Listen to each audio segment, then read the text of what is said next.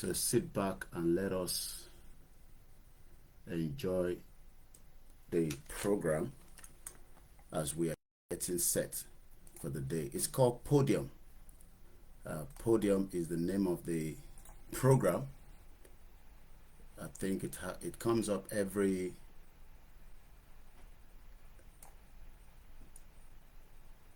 Saturday, I believe. So this is where I will be interviewed this morning on Podium, all the way in Ibadan. Money 2025, Koikimedia will market, bring publicity to Yoruba Nation, and we want you to continue to support and help this organization so that we can take Yoruba Nation message across on behalf of Professor Akintoye and Dr. Igbowo and the rest of the team, from the YSDM to Ruba to Security, Obogbuni, Iyajagun, and the rest of all the team, to the Iron Ladies, Awuru Shasha, Ifelodun, and many other groups that are working tirelessly for the emancipation of the Yoruba people to be free. So their backman program could help. So Mokibubu, I won't be mentioning names. I haven't got the time for that this morning. I might be not sure. So we have limited time to join Ibadan. So I'm just on standby, and let's hope the network doesn't fail us this morning. So myself and Yusuf Olorun Toba will be digging it out for the next 1 hour. I believe that's what I'm told. The program in my last 1 hour. So let's see how far it goes. So about the program about Wale. So this program is being prepared and is being put together by the team that have invited us to come and talk about Yoruba Nation. They are called 32 FM 949 Ibadan. They will be streaming it as well on their Facebook and their YouTube channel. And you can also stay here and watch it live. It's going to be an audio interview between me and them. But don't worry, you will not miss anything. So please remember that we are no longer live on Koikimedia YouTube channel. There, but in Mobitatin stream, I cannot help you. Mutisokwe, last year, I will not, from the management, be going live on the Koikimedia because it's not giving us as much of the revenue that we want. And I want to go, they are making extra from the YouTube, and there's no point. So we've decided that we will not go live anymore on our YouTube channel. So you must look for me, and we do everything possibly best to put the message and the link. So this one that is going on now, we will put the link out, but about the party program, we will continue to download the video. I was tired, I couldn't download it. So it's going to download now. Then I will put it on the Koikimedia as a recorded.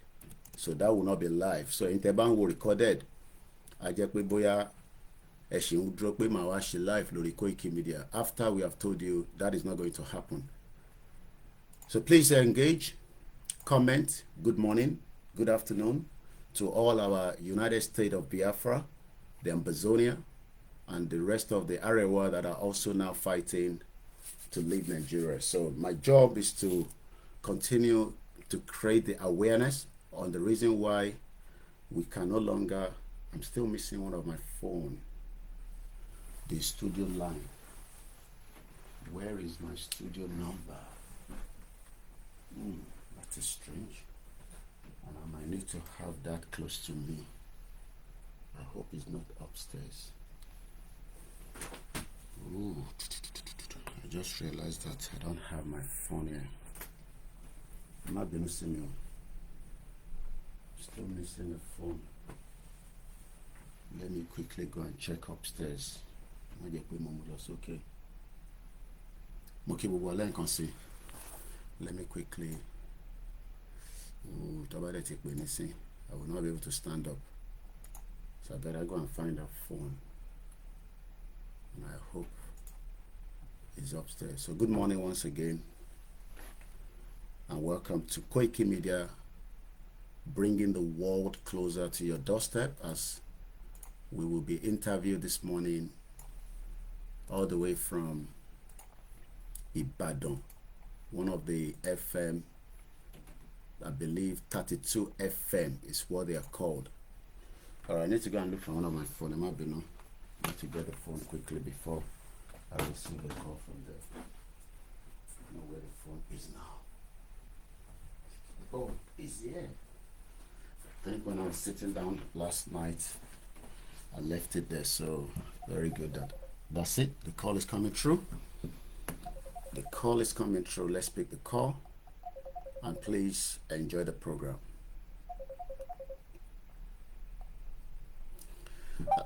He acknowledged numerous challenges Nigerians faced in 2024, but said he was confident that the new year will bring brighter days for the country.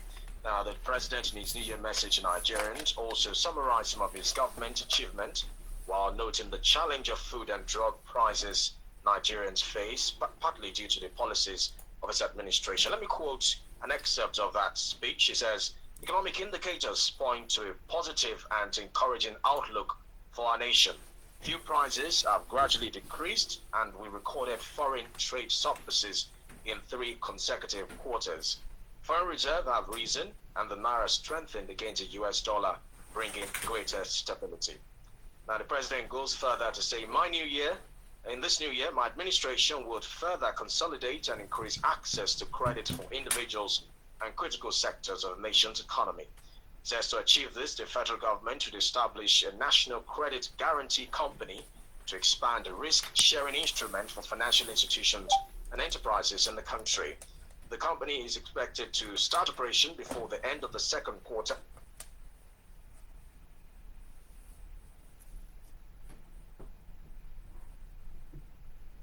And Sovereign Investment Agency, among others.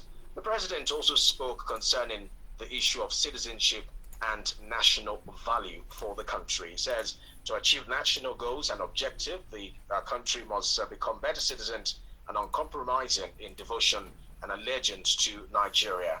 He says the presidency would unveil the National Value Charter, which has already been approved by the Federal Executive Council in the first quarter of 2025. He also says the government would organize a youth confab that will begin the first quarter of 2025. He says it's a testament to the country's commitment to youth inclusiveness and investment as nation builders. Of course, it's the first edition of the podium for the new year.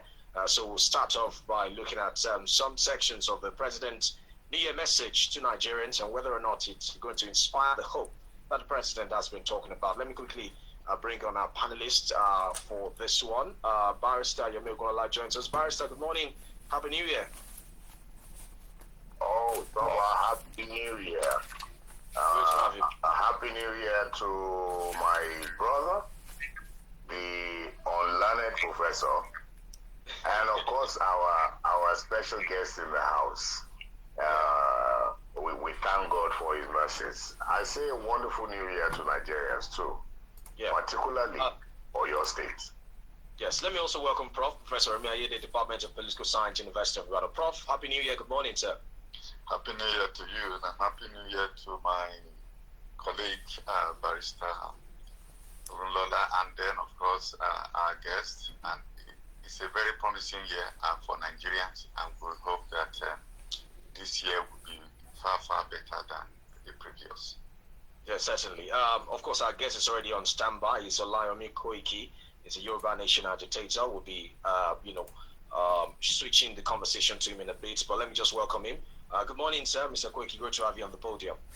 On a very light, cold weather from United Kingdom in England, London, I say good morning to all our listeners on the podium with Olong Toba Yusuf and the beautiful weather in Ibadan, the southwest part of Yoruba land, Nigeria. And I say good morning to my learned, I will say uncle, I can tell, Barrister Yomi and Barrister Yemi. I hope I got the name very right.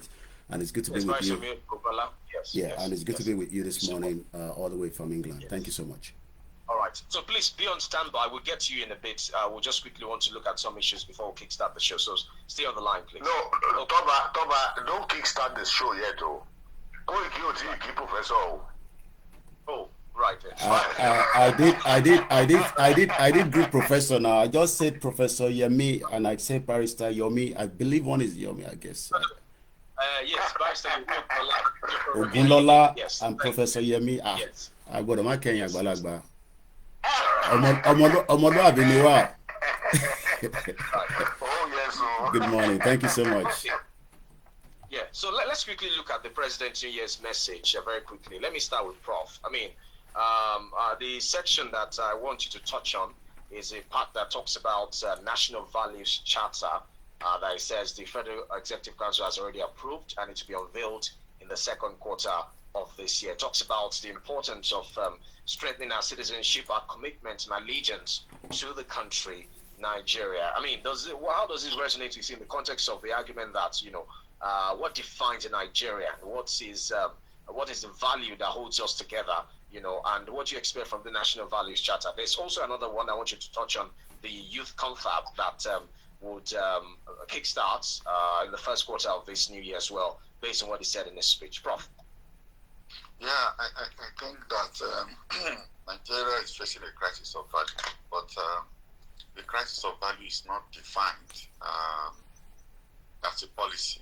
And so I don't know how listing a series of values will then change that. I think what the most fundamental is the value that leadership upholds in their politics, especially the politicians. So they can give us a checklist of values or a cocktail of values and promote it as part of our national values. But if we see grab it, run with it, is what we see in practice, then the list of values, the cocktail of values will be meaningless. I think what is important is for the government to begin to define the values of governance and let those values permit the behavior of the leadership. And I think that's where we are supposed to go, because if you follow from a lot of discussions, the problem of Nigeria has always been the problem of leadership. And at the bottom of that is the kind of values that the leadership promotes in their behavior. It is one thing for you to say one thing, it's another thing for you to do it. So people say that your action is so loud that I can't hear what you are saying. So I think that is the crisis that we have in Nigeria. And I don't know how they are going to deal with that. Because if you follow the jingles from the Nigeria National Orientation Agency, even during the time of Akiyuli, we're talking about good people. Great nation. Yeah, one nation. We talked about so many things about ourselves, but it didn't change anything significant. So I think that we are looking forward to the president demonstrating adherence to those values in the way he runs government, in the way contracts are awarded, in the priorities that is set by the government, and so on and so forth. So if we don't see those behavior manifested or demonstrated by those in authority, then of course it's not going to be fashionable. Because what leadership simply does is to set the pace. And if it's a good fashion, if it's a successful fashion, the followers will follow suit. But if they think that the government is saying one thing but doing another, it will be just a waste of resources.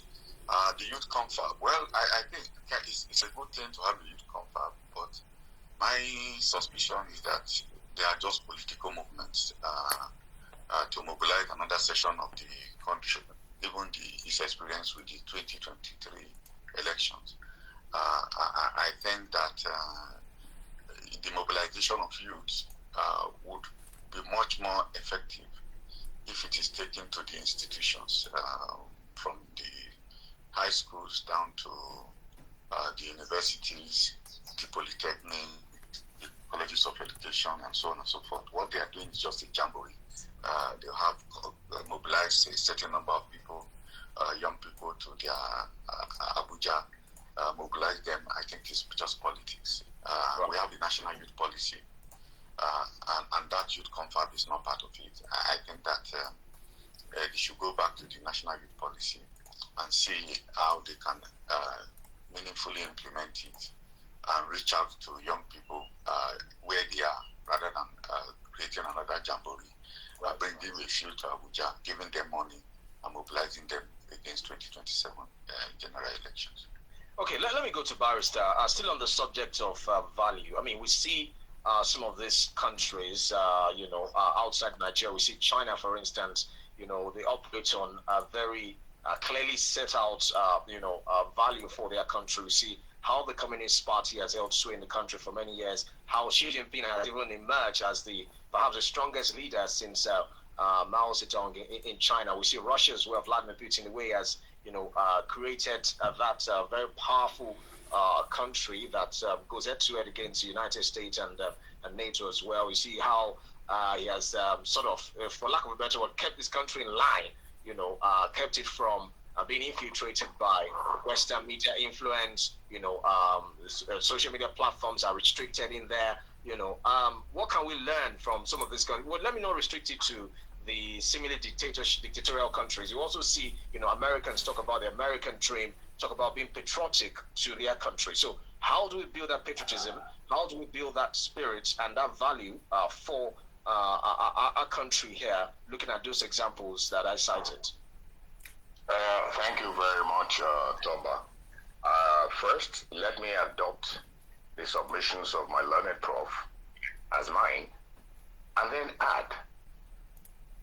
There was an interview that was granted to the media by one of the leaders in Singapore on how that country was able to curb corruption.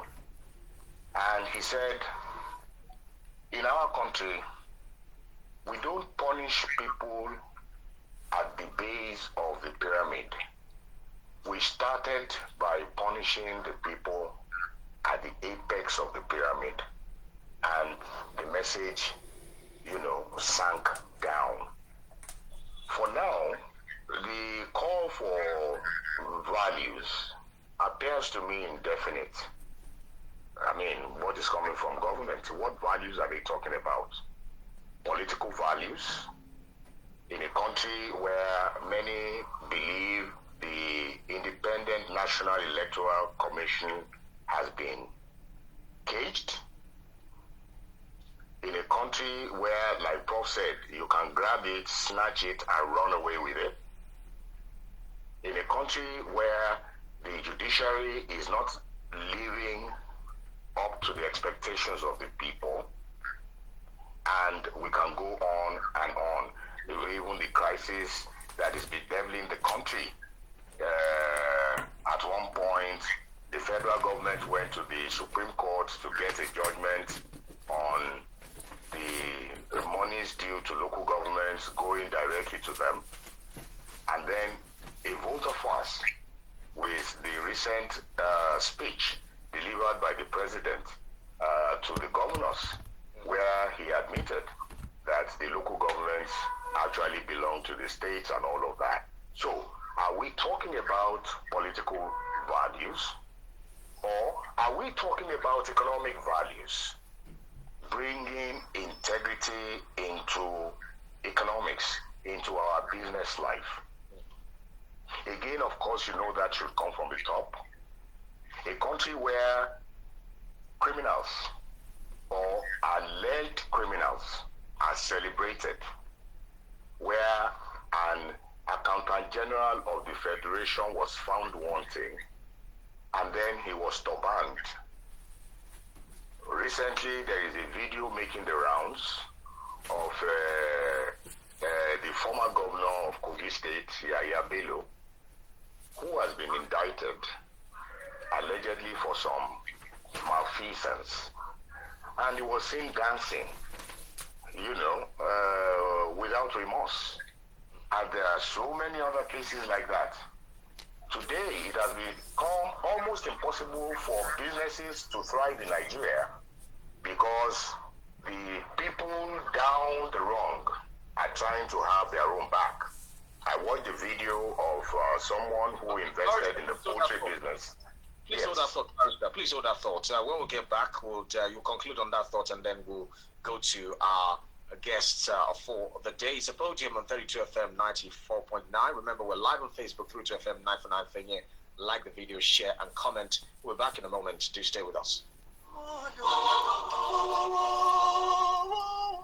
32 FM 94.9.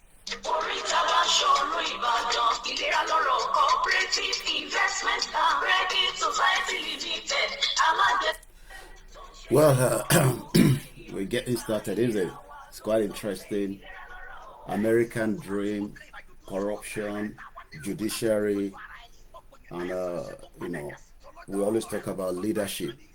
So I will be telling you more about what I think by the time I'll be called to speak.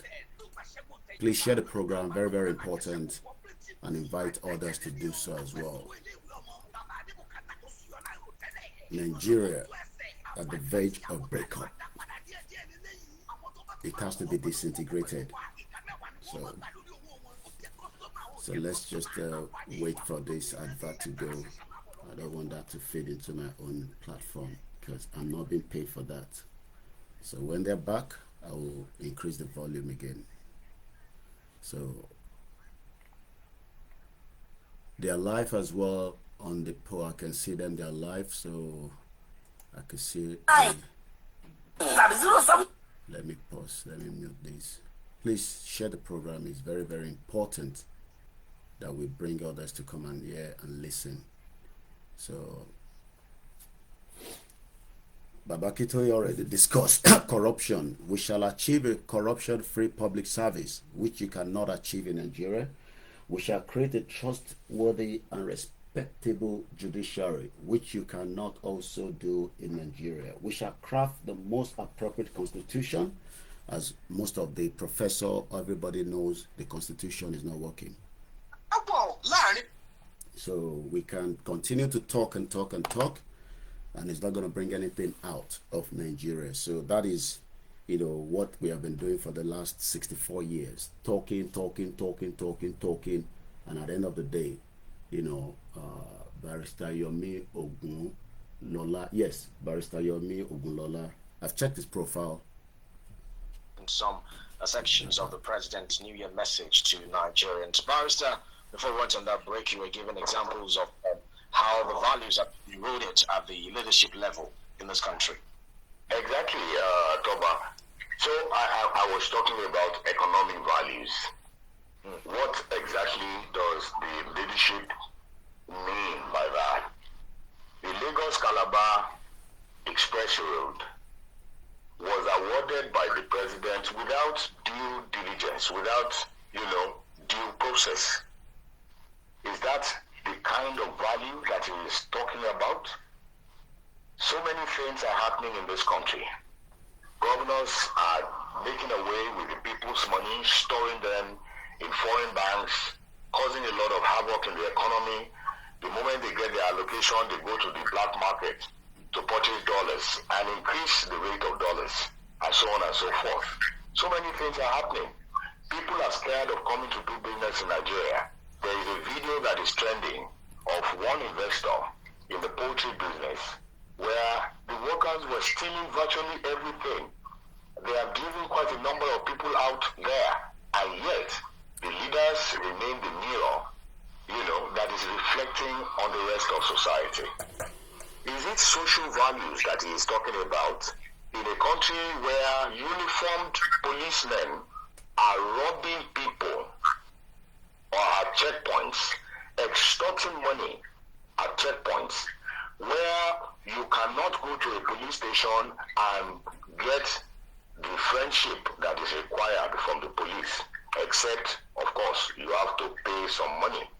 A country where the soldiers can just wake up and say somebody has offended them, and they will go out there, go and pick him up, take him to a military barracks, torture him, and do all kinds of things. So What are we talking about? What social value? Is it social values that he is focusing on? Is it moral values? In a country where we see all that the leaders are doing in this country. A couple of days ago, there was a video that trended. The son of the president, he had a sort of parade. He was being parade. He inspected the parade of whatever paramilitary or whatever they call themselves. Is that the kind of values we're talking about, where a senator goes out there and beats up people without consequence, everything is settled out of court, and so on and so forth? Or is it the senators who go and rent innocent girls from universities for refreshment and so on and so forth, all because they have the money?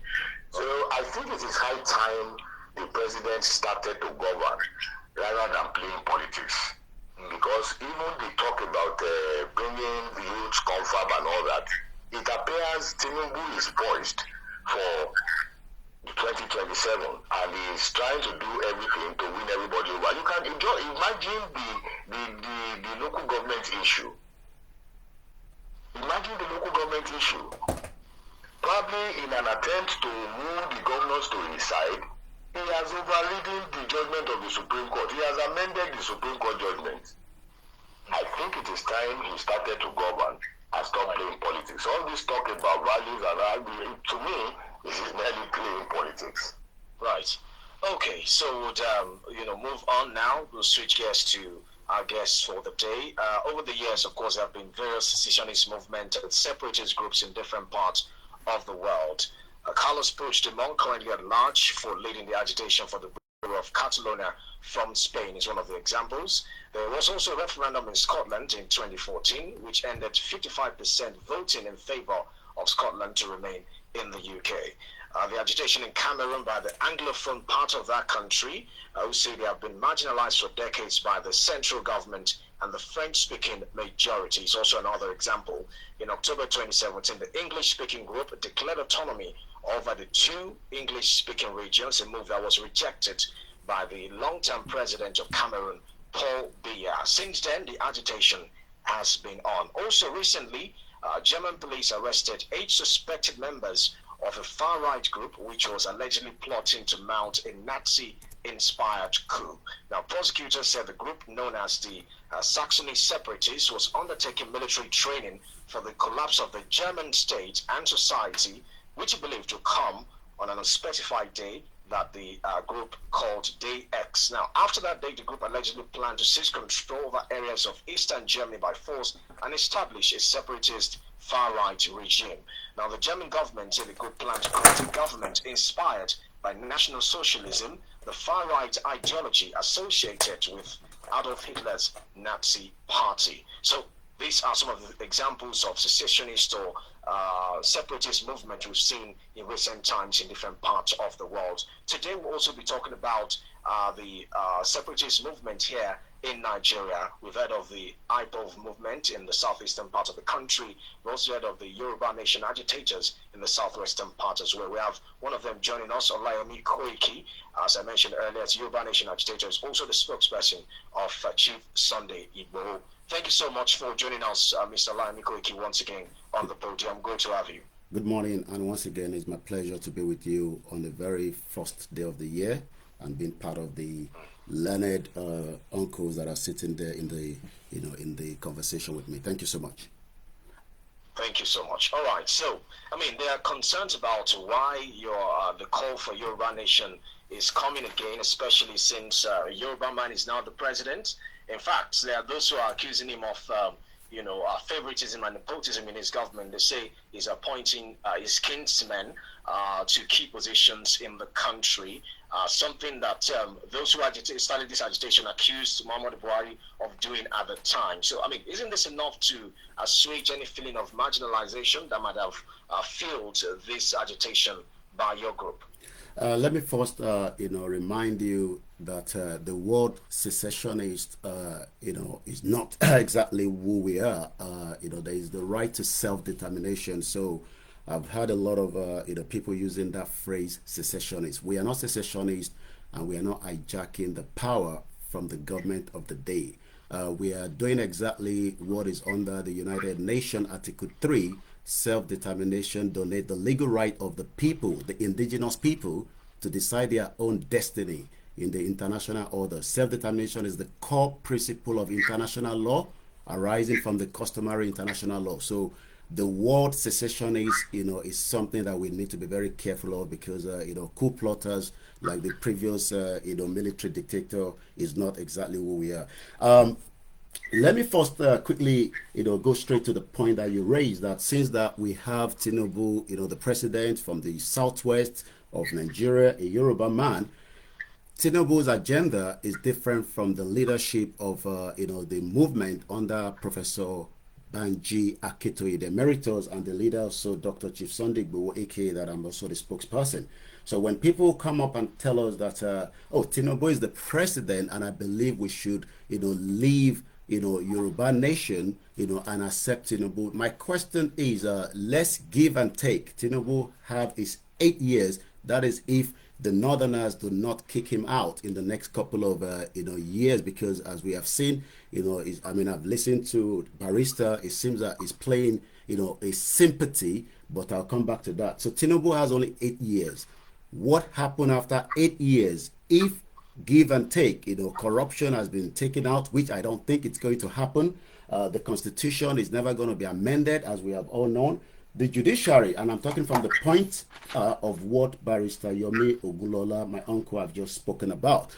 So the word that Tinubu is the president has nothing to do with the agitation. The agitation is allowing the indigenous people to be given the right to be able to speak the same language, have the same country, like Germans speak the same language. The question we need to be asking is, who are Nigerian and why was Nigeria put together? Nigeria was put together by the British colonial under the governorship of Frederick Lugard. I've been to where he lived in the UK. Frederick Lugard, was just running a business empire on behalf of the British. So the word that Tinubu is the president is only a president. He's not even a king. We know in Yoruba land we have our king that lasts a very long tenure until I had the privilege to meet the late Alaafin before he passed on. So Tinubu has only 8 years. What happened after 8 years? We will still be experiencing the same nepotism. And let me quickly touch on that nepotism. I was reading just before I was preparing this morning program on your behalf, NMPC and the fresh perspective on Ojulari identity. Identity is what we are asking for. Nobody has a genuine identity in Nigeria, and as long as we don't have that identity, we will continue to see a lot of issues. I'm going to come back to you. I believe there's something you want to ask. Yes. Oh, okay. So, Mr. Koiki, you've made a couple of points, and I just want you to clarify. You said we should not use the word secession, and I want you to be clear on what your group actually wants. Because the Oxford Dictionary defines secession as the action of withdrawing formally from membership of a federation or body, especially a political state. So that's the definition of secession by the Oxford Dictionary. So the question is, you said you want self-determination. Do you want a country of your own? Now, if you want a country of your own, does the word secession not suffice in this context? Well, like I said, whether what the secession is what we want is our own independent country, and it is clear stated, under the international law that whatever we are doing right now has not been against the law, and I'm sure even President Tinubu, while he was on exile during the days of the Nadeco, also confirmed that he doesn't believe in one Nigeria. So what has changed, I don't know, but one thing is there is an identity theft. There's an identity crisis. The Yorubas are different from the Igbos are different from the Hausas, and we can continue to live in denial, and we can continue to have analyses and programs like these talking about leadership problem. What we have are that the Yorubas are quite different.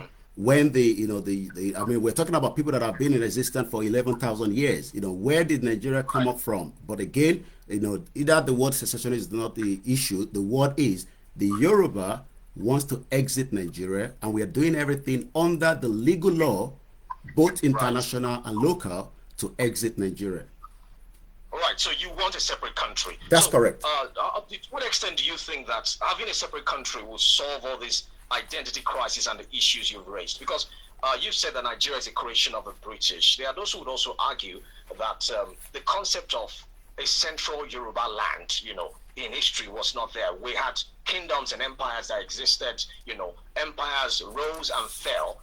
There were wars, at the time, but there was no central location or region known as Yoruba land. Different people existed differently with intergroup relations. So even these people have their own differences. You see different states where there are issues of marginalization, even within the so-called Yoruba land. There are states where, under the current Nigerian structure, they say people in Ogun State, for instance, those from Ijebu have been, according to them, sidelined from being governor of the state by the Yewa and the Egba. So we have the same issue in Oyo State, where those in the Okegwe axis sometimes feel like they've been marginalized by those in Ibadan. So the differences are even there internally within the so-called Yoruba land that you're pushing for a separate country, that you think a separate country will solve this identity crisis. Mr. Koiki. Oh yes, as much as you've mentioned all that, they're still speaking the same language. It might be different bit of dialect coming out of it, but it's still the same language. Yes, I do understand what you're saying when you come up with this, yes. This message of we have a kingdom, before the colonial came through, and we will continue to have kingdom. But one thing we need to understand is the current structure of what the Lugarian and the colonial put together will continue to create the friction that we are seeing right now in the country, and we can live in denial if the Yoruba that are asking for the right to self-determination to have their own independent country, we will be able to speak under the same language, which is Yoruba. Whether there's a Yoruba in Ijebu, I'm from Ogun State, whether it's Oyo State, I can relate with them. But I cannot relate with the Arewa, because now we are having frictions. The Arewa are saying that we're different from the Fulanis. The Igbos are different. We can still live as neighbors. People leave Nigeria to go to Benin Republic, and I'm sure that Benin is just a very tiny country out of many countries that was created after the Berlin Conference. But one thing we need to understand is we can continue to try to portray Nigeria as a one entity. But one thing and I know is that Nigeria is not an entity, it's the creation that has created a lot of havoc and bloodshed, for the last 110 years.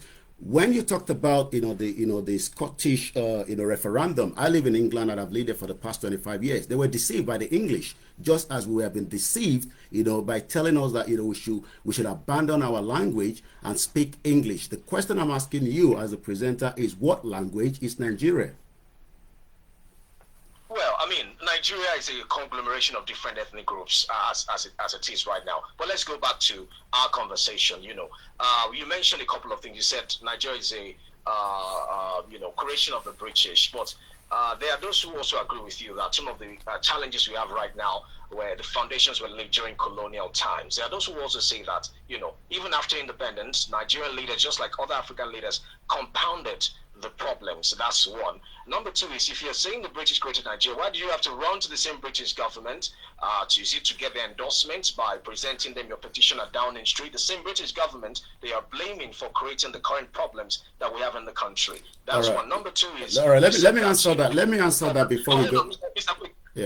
Mr. Quick, hold on, please. Let me just add this on to so you take it together, and then we'll go to our panelists in the studio. So another question I want you to address is the fact that you said the British created the problem. Don't forget that even before the British came, the so-called Yoruba land was immersed in a 16-year civil war. In fact, it was the British government that came and settled the conflict at the time before a treaty was signed, and that laid the foundation for the emergence of colonial rule in this part of what became known as Nigeria. So this crisis, these issues have always been with us. It's evident in the 16-year civil war that broke out with the Ekiti and the Ijeshas fighting against the perceived hegemony of the battle. So why I'm making this point is that no matter what, even if you have a small country, there's still going to be feeling of marginalization or feeling of one particular section dominating the other, even in the same country that you want to have. So I'd like you to address those issues. Let's go first to the UK letter that was delivered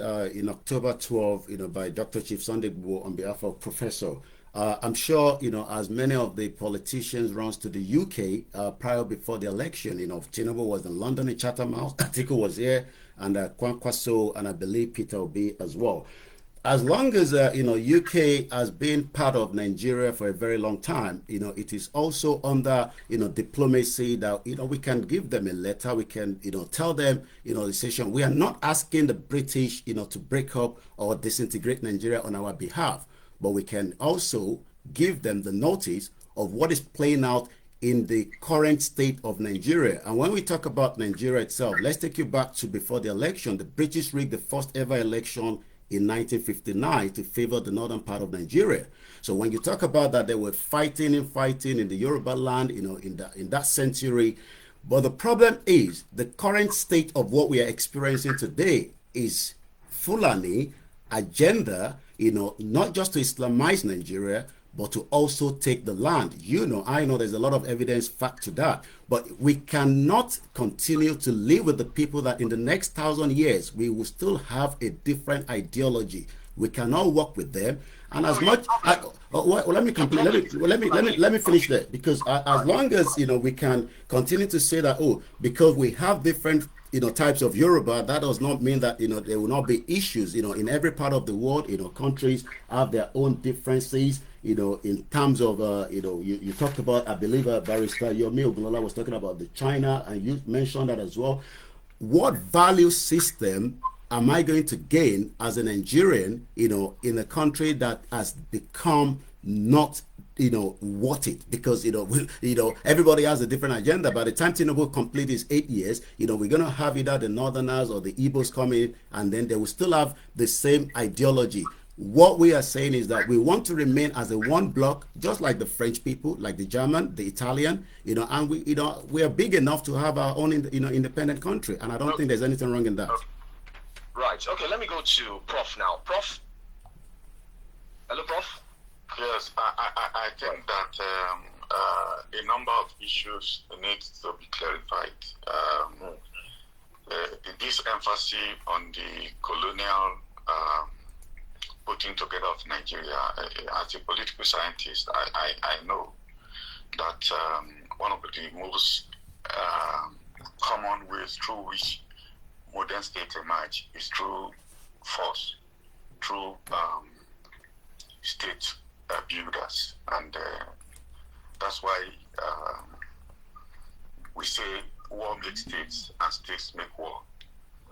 So this idea of being forcefully put together is not peculiar to Nigeria. In fact, it is the rule, and alternatives are in fact exceptions. We don't push that too far. Then secondly, when you talk about you are looking for a state that is purely Yoruba, it's also a very big challenge, because if you look at the world, what we have now these days, we no longer talk about nation states, we talk about state nations. Because due to migration, even countries like America, the United Kingdom, you can't really point to one particular ethnic orientation of those states. Most states are becoming more and more diverse than they have ever been. And we always recognize identities as something that we not go away. Previously, when we talk about nation states, we think that subnational identities will be replaced by national identities, but that has not been borne out by history. So it's not a peculiarly Nigerian thing. The real question which I have for this is really, apart from grievances and dissatisfaction with probably inequity in Nigeria, which we can choose to fight for, what is it that is really pushing this idea of a Yoruba nation as an alternative to Nigeria? And when you think about Yoruba nation, because Yoruba is not confined to Nigeria only as well, so are you going to be the Yoruba nation that would hijack Yorubas from Benin, from Togo, from all neighboring countries where Yorubas have very large numbers, to form a geography of Yoruba nation? What is really the goal? Well, thank you so much, Prof. We have millions of Yoruba across the world. Like you talked about in Benin Republic, and also in many other South American countries. One thing we need to understand is, and I'm sure Prof is well learned as well. As long as we remain in the country known as Nigeria. Let's leave, Benin Republic, is a sovereign country of its own with many Yorubas there. We have Brazil of a sovereign country that has many Yoruba in there. What we are discussing is the Nigeria that was put together under a fraudulent amalgamation that was never meant to be. And that amalgamation, has been talked about by the former president, Goodluck Ebele Jonathan, is the British intention only to keep Nigeria together. And until we look back into this amalgamation and allow everybody to go their separate ways, we would have issues of those that we call the Fulanis that has a different ideology, to grab the land and do what we call Islamization. I was born as a Muslim. We've lived, together. We are now seeing infighting of, religion in the Southwest. It's not about grievances. I worked with the Nigerian community for over 10 years, in this country. I was part of many activities, in there. But what we didn't understand is what we later find out, that the problem of Nigeria is that it was put together on a faulty foundation, and that expired in 2014. And the longer we keep it together, there will be problem, and that problem is part of what is existing today. I was talking about the NNPC issue. Just give me a bit of time to to give you this information. NNPC and the fresh perspective on who Tinubu will be bringing in. Ojulari, is from Kwara State. It might sound a Yoruba, but the Kwara has also been put as part of the northern part of Nigeria. But it seems that the issue we are still having is the Northerners are not happy that Tinubu is using a Yoruba person, but they forget that the current structure of Nigeria has carved that part as northern part of Nigeria. So you can see that we can sit here and do the talking, which has been part of we for the last 25 years of democracy, which I don't believe we have any democracy. But one thing is Nigeria expand Nigeria. It seems, just permit me to just cut in. It seems that you are building the idea of Yoruba nation on the fear and hatred of the Fulanis. Is that a sufficient ground? Well, I mean, it's not about the hatred, it's about people that doesn't have, the same value. I live in the UK, I live, with different, people from around the world. We're going to have good neighbors. So when we are talking about the Fulanis, yes, we might have, I understand you are in Nigeria and we don't want to talk about it. The Fulanization agenda is there, and is either, we deal with it now, or in the next years to come, our children will have to deal with that problem. Okay, well, let me go to Barrister. Barrister? Hello, Barrister. Yes, thank you very much. This is a very, very interesting topic. Let me take it from where Prof started. War makes states, and states make war. I would like to avert our guest's mind to the issue of Belgian Congo and Guinea-Bissau. Without recognition, no entity could become a state. So, in the case of an entity seeking to become a state and accepted by the international community as being so entitled to exercise the right of self-determination, it may be necessary to demonstrate that the internal requirements of the principle have not been offended. So my question is this: what is the modus operandi of this group to attain that level of recognition by the international community? How do you intend going about achieving it without war? Well, thank you so much, and let me, take us back to Somaliland. Somaliland had, a declaration, some 30 years ago, but they are not recognized. But I can tell us that, with the new administration of Donald Trump coming up, they might be recognized. That is something that a lot of us are looking forward to. Nobody wants to go to war. Professor Adebanji Akintoye, the leader of the self-determination movement, has categorically stated it enough that this movement remain a non-violent, and what we have to do is by continue to talk to countries around the world and giving them all the reason why the Yorubas within the current state of Nigeria wants to exit Nigeria. What are we going to do? We're going to engage the United Nations. We're going to engage, the European Union, the African Union. We're going to do the rallies, because if I take you back to Scotland, I was mentioned, they were deceived by the English in 2014. And the reason why they were deceived is the English told them that they will remain under the European Union. But what we saw is that, in 2014, they had a vote. They lost out with about just less than 2 million people. They could have left the United Kingdom after being together since 1700. Now, in 2016, there was a European vote that took place in the UK, and most of the English doesn't want to be part of the EU. They left. So when we talk about what we are going to do is to continue to tell our Yorubas back home. I know that a lot of us are using the word Yoruba nation is not what is going to end up being the name of the country. We can still decide that when we exit. But the first thing is to educate millions of Yoruba people that the reason why you're suffering in Nigeria today is because Nigeria was never designed to work from day one. And there's no amount of, I love Tinubu I say it on my live program all the time. I don't pray for his death, but there's not much Tinubu will be able to do with the current state of what Nigeria is. But our recognition will come up as long as we continue to go the pathway of a non-violent, which is exactly what we've done in the last 4 years. Thank you. Okay, so in April 2024, your group wrote a letter to the president. You were asking him at the time to set up a team to negotiate the exit of of Yoruba people from Nigeria.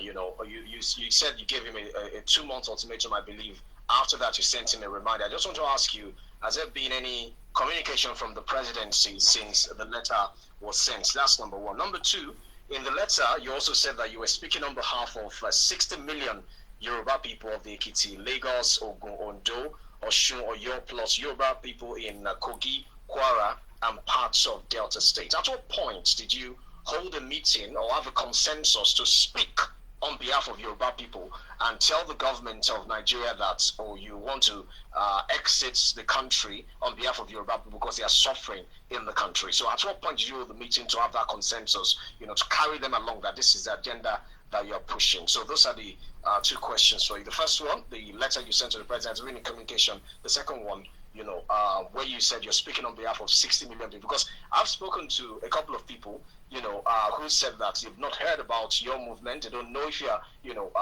fighting for their interests. They're even surprised that you're speaking on their behalf and saying that you want to pull them out of the current Nigeria.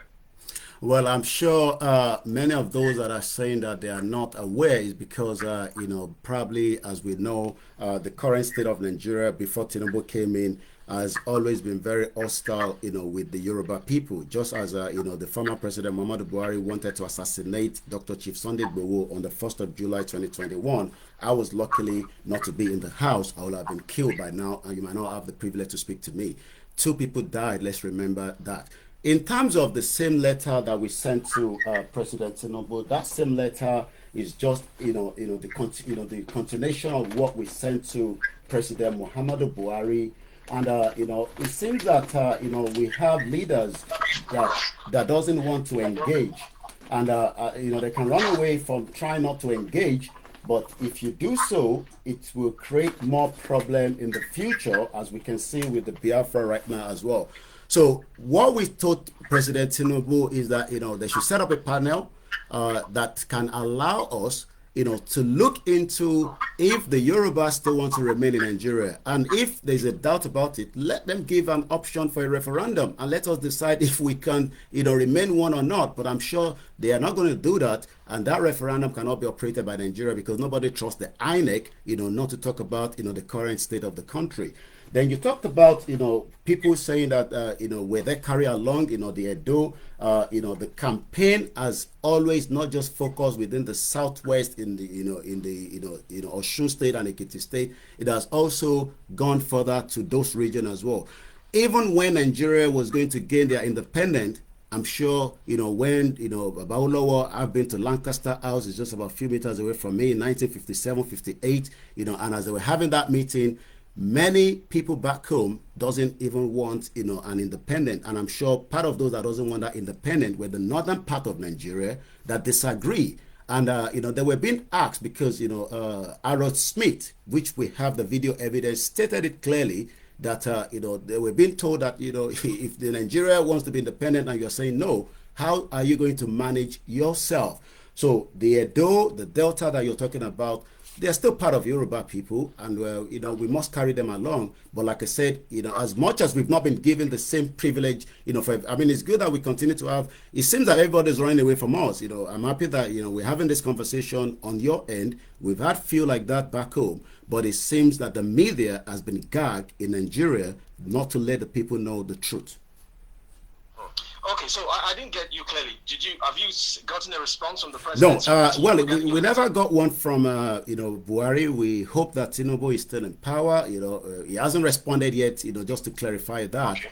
But we hope that he will do so at some point. Okay, so some of the issues that necessitated this agitation is insecurity, most especially the perceived pampering of marauding headers who were accused of being behind the problems in the southwestern part of the country at the time before the formation of Amotekun by southwest governors. Now, today, the issue of marauding men seem to have been reduced. Then the president has also set up a Ministry of Livestock Development to settle the age-long farmers' headers crisis, which I must say, by the way, is not peculiar to Nigeria. It's a problem that most West African countries have faced. Ghana have their own issue with farmers' headers crisis as well. With all of these moves, why is it that your group is still not satisfied? Another issue, that's question one. Another issue I want to address is the Fulani hegemony that you talked about. Today, the leader of the Mieti Allah group, that's Katal Hori Bello Badeja, has been arrested. He's been arrested for a while now without taking him to court. He's in custody answering questions about setting up activities of his and those of his members. These things are happening, at this time. Shouldn't this convince you that perhaps, the perceived Islamization or Fulanization that you talked about is not real? It's just made up to create disunity amongst us by the political class. So how do you respond to this? Well, I'm not sure where you're getting the fact that, the Fulani killings has dropped down, and I'm going with the Nigerian broadcasting Nigeria Bureau of Statistics. Bear with me.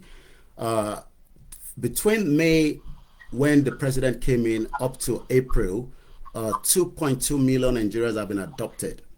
2.2 trillion naira has been paid to the adoptees. We don't know how many has been killed.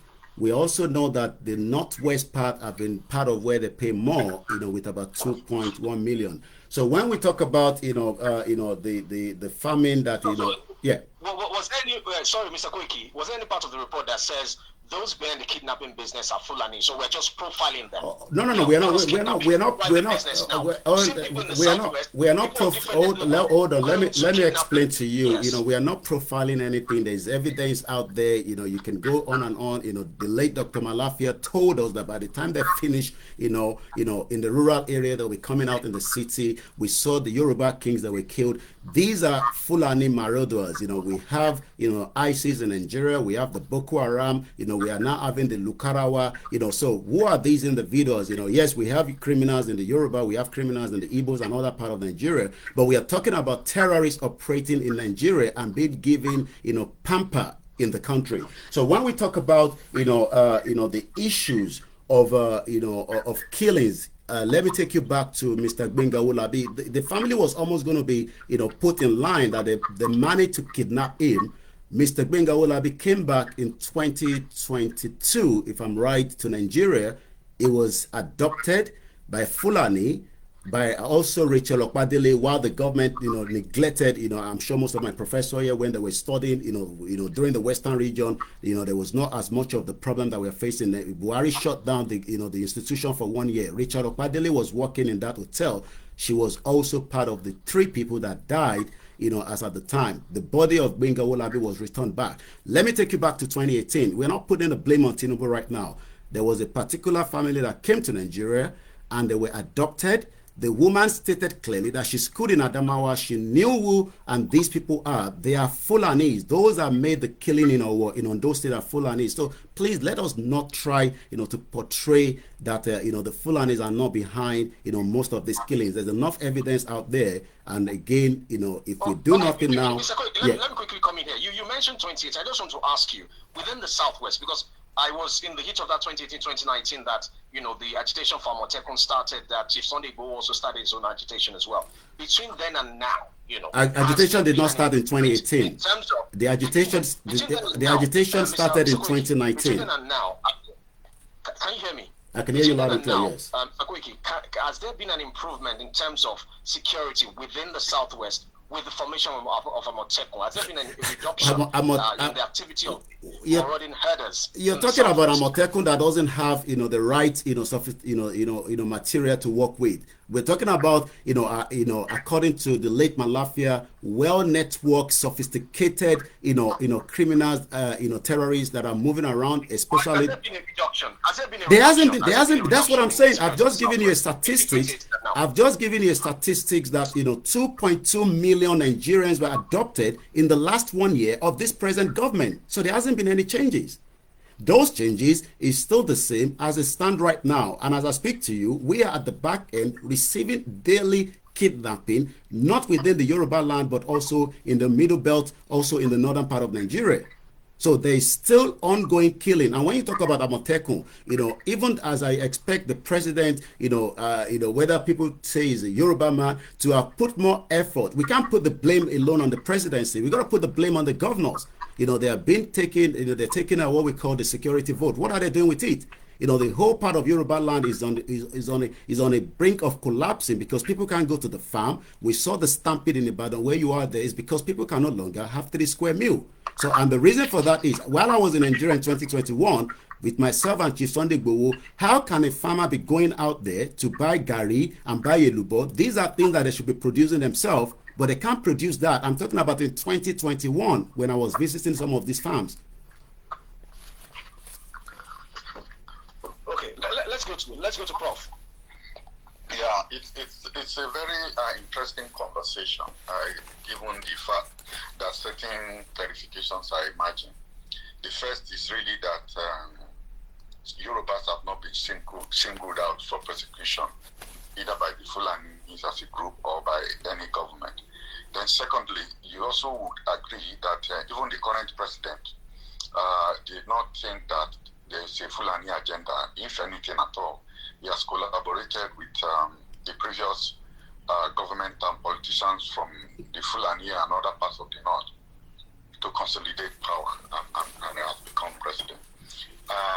My other irony of life is really that the amalgamation that you are talking about, which is orchestrated by the Britain, you don't even have issues with the Britons. You are in Britain having fun, living and enjoying their facilities in spite of the amalgamation that they orchestrated. Don't you think that this is a contradiction? Okay, let me answer that. It's quite, and I'm surprised that you are using, my living in the UK, to gauge that, I'm enjoying the amalgamation. My mom, Japa, in the 90s, knowing fully well that the country was collapsing, and I'm talking about in the 90s. I left Nigeria in 1998.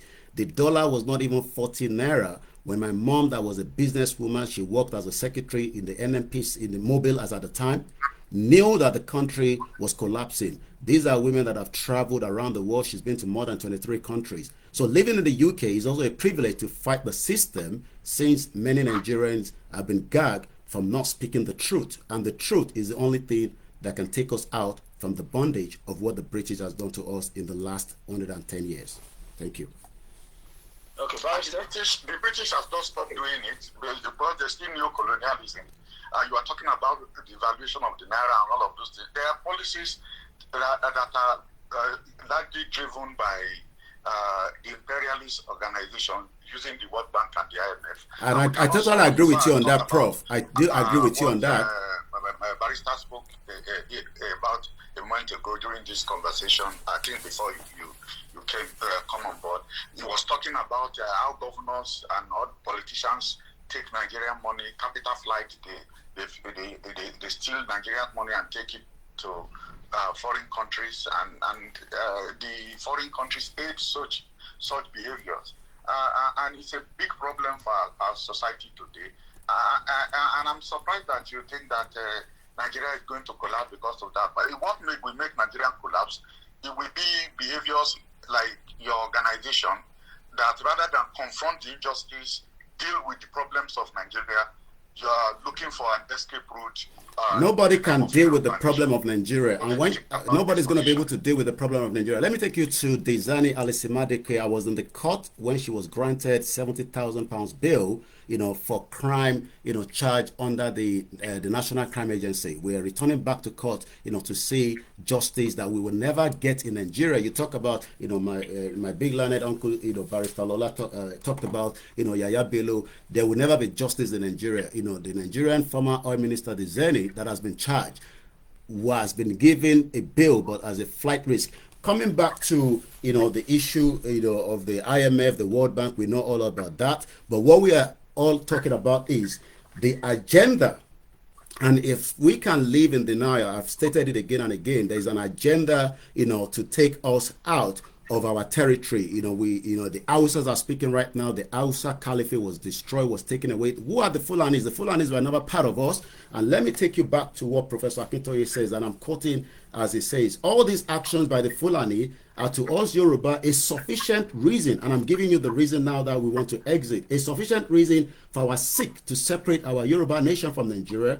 Most of us, the Yoruba, have no confidence in the restructuring that some of us most respected Yoruba leaders, such as our fathers and our highly exalted Afenifere, advocating for. I met Baba Adebanjo when I came to Nigeria in 2021, and they know that nobody's going to give them a restructuring or even as much as close to that. Our reason is that we know that restructuring cannot keep the Fulani marauders away from our homeland. Since after restructuring, the Fulani will still be Nigerian like us, and they will still have full citizens' right to come to the UK, and to come in large numbers with weapons and intend to kill and destroy and seize land to our homeland.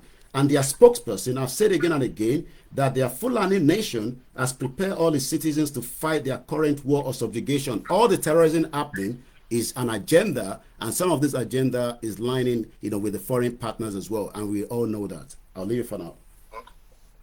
Okay, Mr. Koiki, I've heard you say the word Fulani over 100, well, let me not exaggerate, almost 100 times on this interview. So is this whole agitation built on your perception that the Yorubas have been singled out for persecution or killing by the Fulani? Is built on your agenda against the Fulani? Let me put it that way. Is it what it's about? Oh yes, it's not just us. The Hausas, like I said, I have video of Hausa, women coming out to say, most of all the imams in the northern part are Fulanis. Even the current APC chairman Ganduje is a Fulani man. And let's go back again. During the inauguration of President Tinubu last year, the Fulani have stepped up onto the higher level of the national devastation as to add mightily to our reasons for seeking to separate our Yoruba nation from Nigeria. And we ask you to witness, Your Excellency, the two declarations of war by the Fulani against President Tinubu and the federal government of Nigeria against the entire Polite. And I'll give you those two references. First, Fulani declaration of war on January 24, 2024. In this declaration, the Fulani demand immediate release of their leader, Meatiala Bello Badejo, who was arrested for illegally creating an armed Fulani force which intended to deploy all the state of Nigeria. The second, threatening that the Fulani elders have failed to secure a Fulani successor or a person who protect Fulani interests to succeed President Muhammadu Buhari's agenda, by allowing, the borders to be left open. Can the UK, the American, the German leave their borders to be open for, for terrorists to come through? We just saw the ISIS attack in New Orleans on 1st of January. If we restructure Nigeria, we still have the same criminals. We can have good borders, we can have good Fulanis, but they have to be fingerprinted, just like I have lived in the UK. I wasn't born here, but I haven't been able to commit crime in the last 25 years because I know that I have to live here according to the law. Most of the people living, that we call these Fulanis, we have seen the agenda, and the agenda is maim, kill, and destroy, just like Chief Tola Adeniyi have said as well. Thank you. So there are no other ethnic group behind the criminality or insecurity in Nigeria is just the Fulanis. That's your The conclusion. terrorism in Nigeria is being done by the Fulanis. So we have other crimes, we have the Yorubas. I've always stated it, Ogun State is one of the biggest ritualists in the state of Nigeria, and we have the criminals from the from the southeast that takes drugs and make all kind of fake drugs. And we saw in Aba where they were making alcohol and drinks, and that create more problem for Nigerians that doesn't have good health care in the first place. So when we talk about the major terrorism, you cannot pin that to any other group in Nigeria apart from the Fulanis. Okay, so let me go back to the current administration. Of course, you said multiple times that you don't think the president can do enough, but there are those in his government who say, look, he's taking steps, bold step. In fact, the This Day Media Group recently named him Man of the Year, mentioning some of the bold steps, according to them, that he's been taking since he assumed office as the president of the country. They say it takes courage, and confidence to take some of the steps. There's the issue of local government autonomy, and there's the issue of Electricity Act, which empowers states, to generate and regulate electricity within their respective domain. There's the issue of the amendment of the Constitution by the members of the National Assembly.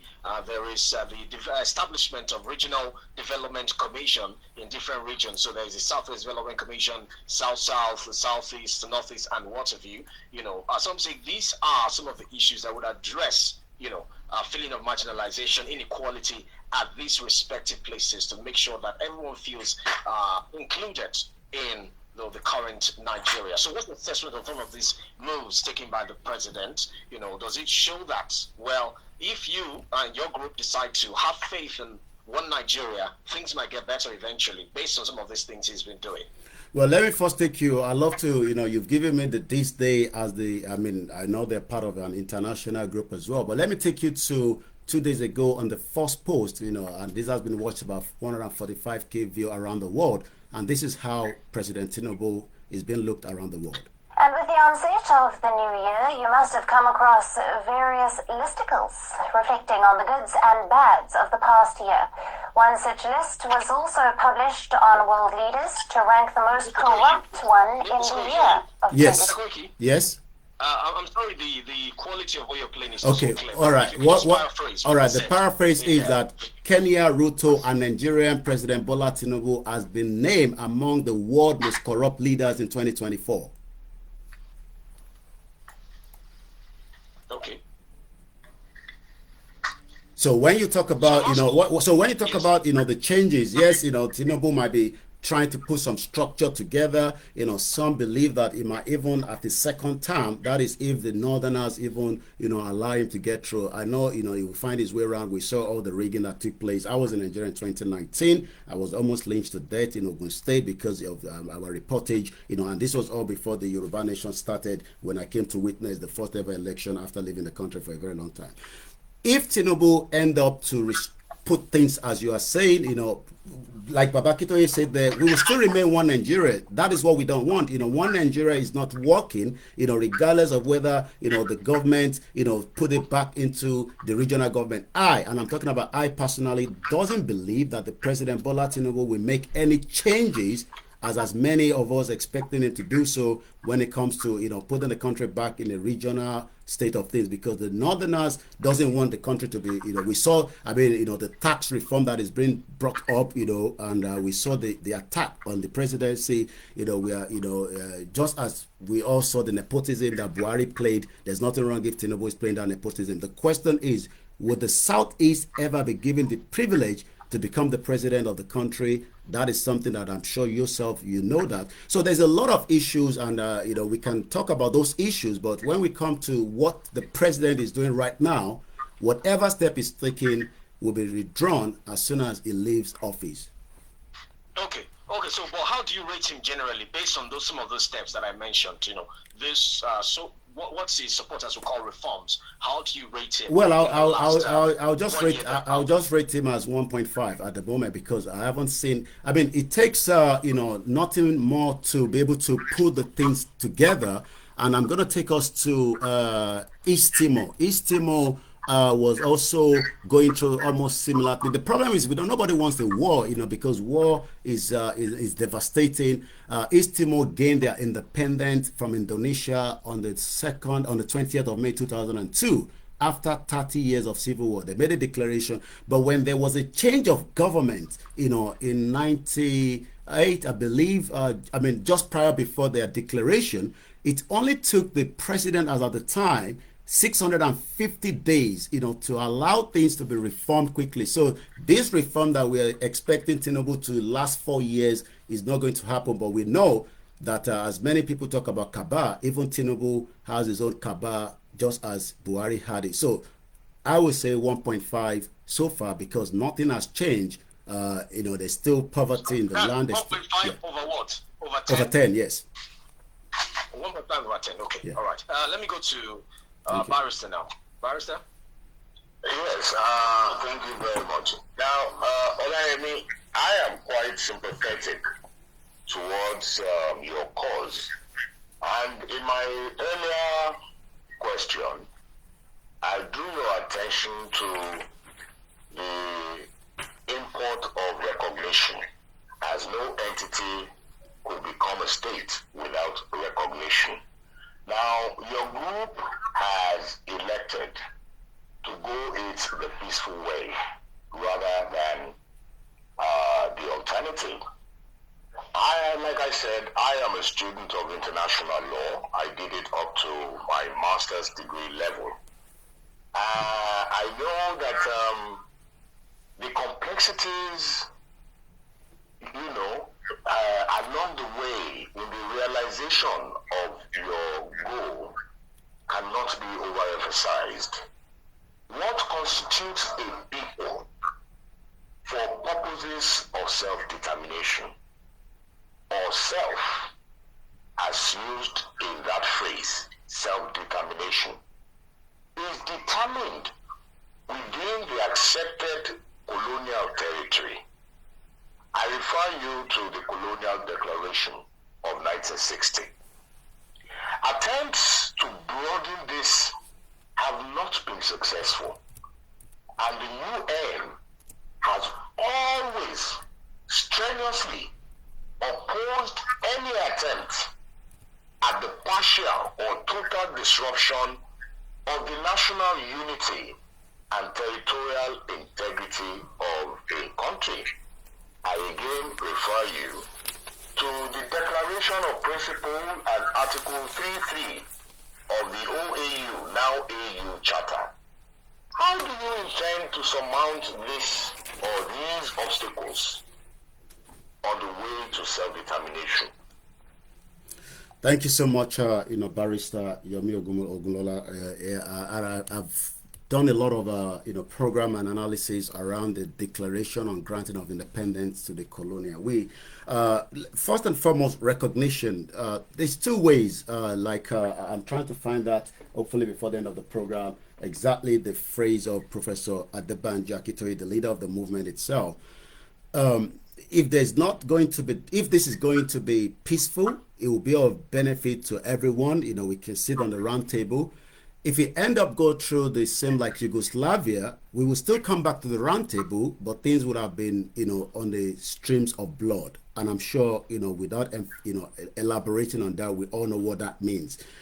To avoid that is, exactly why we are educating and, pushing the message on offline, online, and as Dr. Chief Sunday Igboho stated clearly that we should all be preparing for another route of outing, for rallies, across, the southwest part of Nigeria. Even though I've been reading a lot of commentators and comment that, it's just an agenda, to keep Tinubu back in 2027. We told Tinubu, as he was moving around to prepare for his campaign, that, it's far better off for him to, to come as a Yoruba person and leave Nigeria. But again, everybody's ambition is different. So the recognition is quite interesting and it's quite important. Without recognition, it will be very difficult to operate as a country, but that does not mean that you cannot still run a country, because like I said earlier, Somaliland has been operating, though without recognition. They have their election, they have their currency, they have their passport. we've seen that even the Vice President Shetima went further to ask for the right of the Palestinian, but under his nose, those that are asking for the same right have not been given the same thing. And when we went to UNPO, I'm taking us back to the Vanguard, Yoruba Nation becomes the 45th member of the UNPO. The UNPO is different from the United Nations. Unrepresented people and organization is the UNPO. All this is part of pushing for recognition. The Yoruba has been accepted as that 45th member under, as at the time it was the Yoruba World Congress, is now Ilana Omo Odua. So what I'm trying to explain is, we will continue to engage. We will continue to put all the diplomacy that we can put. There's a lot of rallies that has been done around the world, and the next one is being prepared back again in Yoruba land, because that is the only way we can highlight our case to the federal government for our demands, and also the international community. And nobody is going to make any declaration. If you make a declaration, you got to also make sure that you have all the necessity to be put in place, which is not what we are talking about now. What we're talking about now is for the recognition from the federal government to accept that the Yoruba people do not want to have any relationship with Nigeria again, and we don't want it to be in the bloodstream. Okay, let's go to Prof now. Prof? Yeah, thank you very much. I was just taking a follow-up to my initial question, which relates to the basis of the call for self-determination. It seems that apart from the hatred of the Fulani or the fear of the Fulani, the other basis is on identity. The idea that there's an identity of the Yoruba, and it's a substantial number in terms of population, and therefore it can stand alone. And I'm happy that you went to Somalia, because if you go to Somalia, you'll find that this is a single ethnic group, and Somalia is different from Somaliland. You have a subsection that is Somaliland that is doing well, and then you have a larger dysfunctional Somaliland. Apart from being a single ethnic group, what other basis, informs this idea of setting up a Yoruba nation as a country? Because most countries of the world are not ethnic nations, and I don't know why that confident. Because if you go to countries that have tried to succeed, especially in Africa, they are not doing better than their original parent country. If you go to Eritrea, you talk about South Sudan. You have even worse situation. So apart from the fact that, okay, the Yoruba is an ethnic group, is substantially large enough to form a country. So what is the defining value? What gives you that confidence, that hope that it will be better than Nigeria? Well, it will be better because, again, the apart from the the Fulani agenda, which I will continue to talk about, we're also talking about our own true identity. That identity crisis, the identity theft, is something that we cannot shy away from. We talk about the basis for the call. The basis for the call is that if we continue on this path, myself and you, in the next 100 years, we will no longer be here. People might listen to this, but we hope at the time, they'll be listening to it in the country of theirs, just like any other countries that are, speaking the same language and having the same core value. We don't have the same core value, with the current Nigeria right now. Doesn't mean that we are going to be hostile. Even the North Korea, we saw Trump had a 3-time visit while he was in power, and I'm sure he'll be visiting North Korea again. So as much as we continue to call that the only reasons why we want to have our own independent country is to be, yes, we have the Jebu, like has been talking about, we had that at the beginning of the conversation, in Jebu Kingdom, Ekiti Kingdom. But one thing is, I can still live in Ekiti State without having to worry about whether I'll be operating in a country like Sharia that is being pushed right now in Yoruba land. I am a Muslim. I don't want a Sharia in Yoruba land. I want to live in a country without having the fear.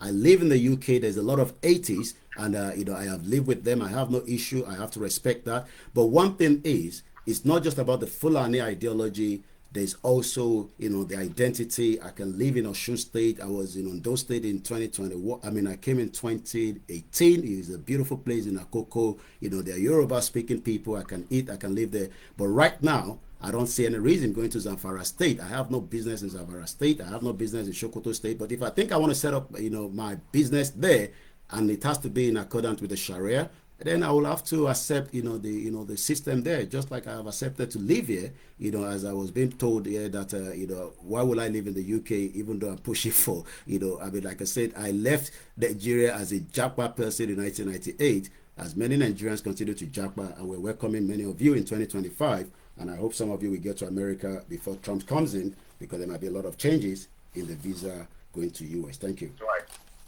Okay, so we'll take a short commercial break. When we get back, we'll continue the conversation. Remember, we're live on Facebook, 32FM 949 FM. Drop your comment, like, and share the video. Our guest this morning is OLAYOMI KOIKI. He's a Yoruba Nation agitator. He's also the spokesman to Chief Sunday. But we'll be back in a moment. Don't go away.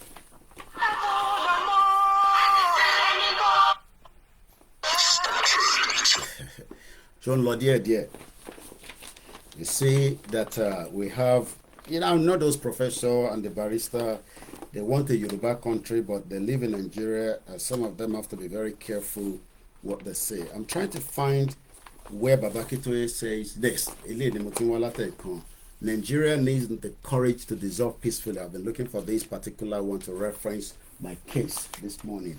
We're dealing with them with or airborne. So, we continue to engage, it's a peaceful discussion, as you can see there. Jojo, as Baba, Dr. Stephen Oladokun says. So, I'll be giving them, more in-depth of Nigeria now needs the courage to dissolve peacefully. 20 customers. So, I don't want to get all the advert in there because they're not paying me for that. So, let's wait, further to let them come back, and then I will tell them why we needs to dissolve Nigeria without bloodshed. So, but again, it seems that, they're trying to defend, the Fulani on this platform. I don't understand, each time I call Fulani out, they're like flipping. They're going to stop calling Fulani out, But everybody knows that that is the truth, part of it. I think, but Nigeria lacked the unity, the cohesiveness, and the orderly political, economic life necessary for great accomplishment. Okay, so I think that is the pointer that we're going to need.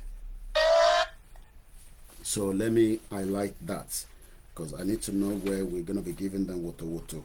So this is the pointer that I will be using, to defend my case here. 94.9. So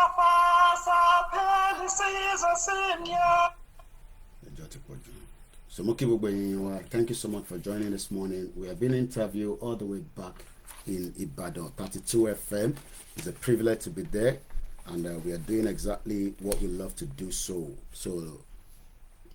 drop your comments there or call in to be part of the conversation anytime you want. 0705 5000 949 0809 7000 949 and 906 2000 949. You can all call in at any point to chime in on the conversation. So, Mr. OLAYOMI KOIKI, thank you for staying with us. It's my pleasure. There are those who said at the time of Muhammadu Buhari administration, especially from the southern part of the country perspective, they accused the government of being divisive in some of the ways it handled the issues at the time and in some of its appointment as well. Well, can we say the same about the current president? Is he exhibiting a divisive tendency that might, trigger the kind of agitation that we're talking about here today? Because during Muhammadu Buhari's time, there are those who said that the reason there was the Nnamdi Kanu situation, the IPOB, and then Sunday Igboho was because of what they said at the time, the alleged divisive tendencies of the government. Well, from what you've seen, and although it's still early, it's been about a year now, is he exhibiting divisive tendencies that might trigger this kind of movement? Well, it might not be in the line of the same like Buhari, but it seems that, the northern part are a little bit skeptical. They are worried that, the presidency, President Bola Ahmed Tinubu is going in the line of, putting things that have never been done in the past. Like I said, as much as I gave him 1.5, the tax reform, I've watched carefully from behind the scene.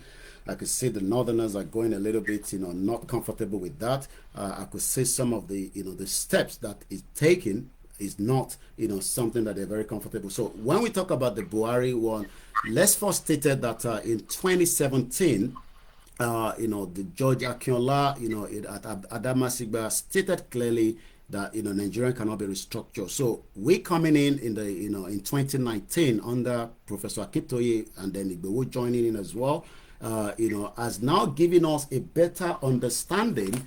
And, I was looking for a particular, document that Professor wrote some few years back. I'm talking about Professor Akintoye. Nigeria needs now the courage to dissolve peacefully, and but Nigeria lacked the unity, the cohesiveness, and the orderly political and economic life.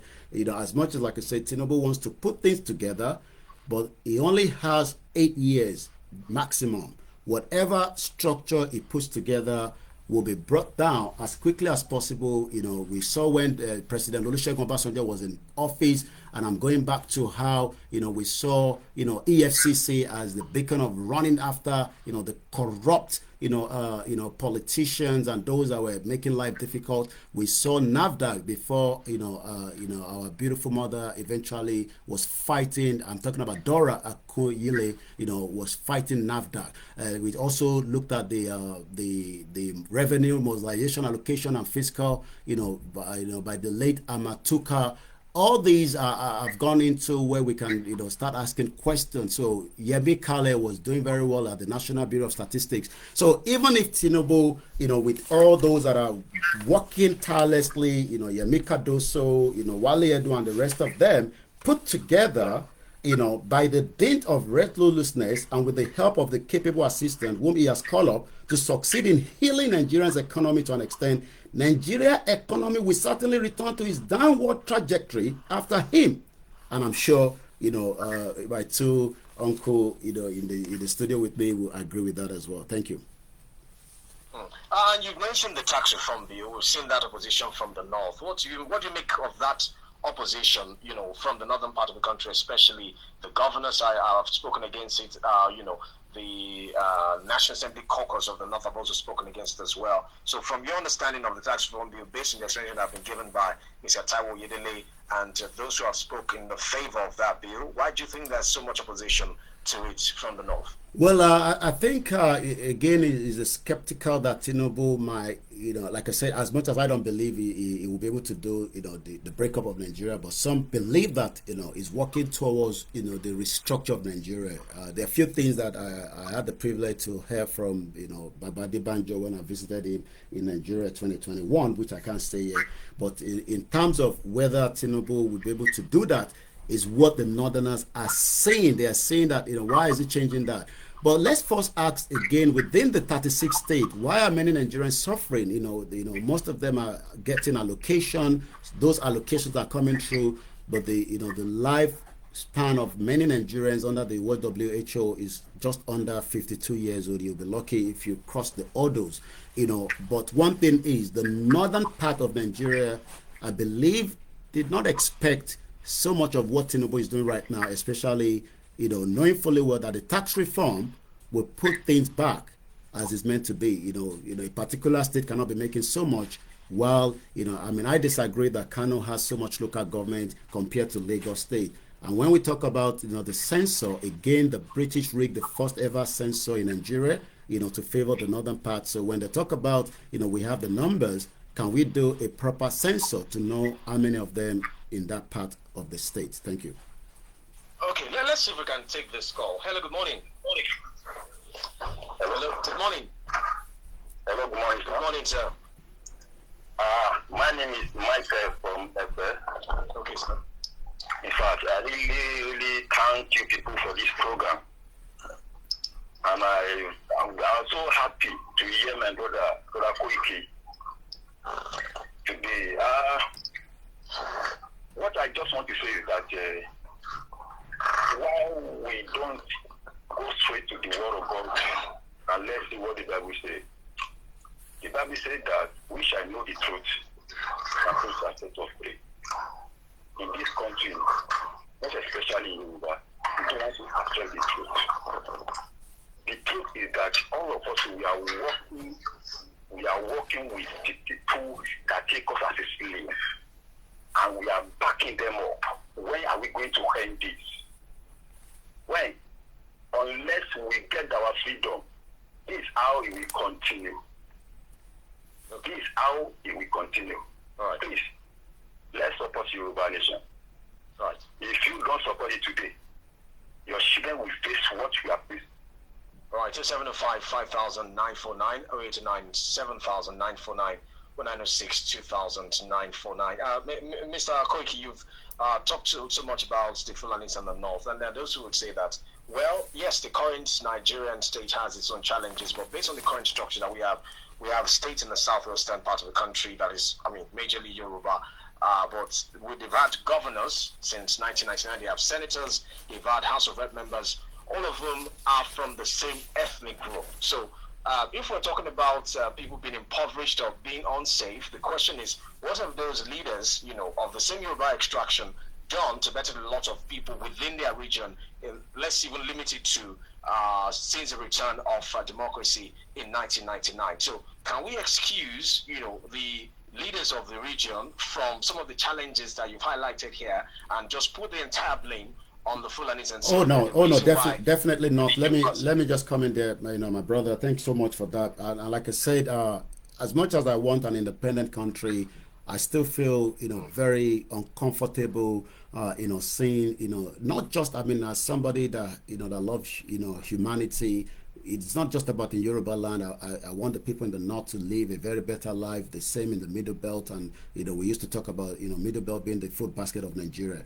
All that is not happening. But since we're focusing on the southwest, I just wanted to make sure that people do not, think that as much as we want a Yoruba country or we want a country within Nigeria right now, because Nigeria is still a sovereign country until it dissolves, hopefully very soon.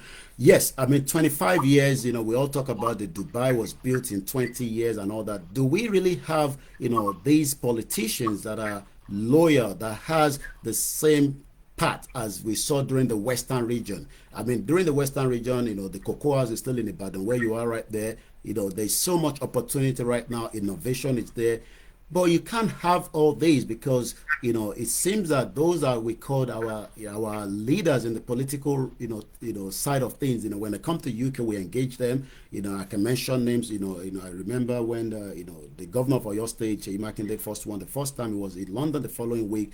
I was there, and many of them like that from Plateau State and many other states as well. But one thing is, I don't think they have, what it takes to drive, the southwest, to where we want it to be. We're talking about UCH doesn't have electricity. We are talking about many other obstacles.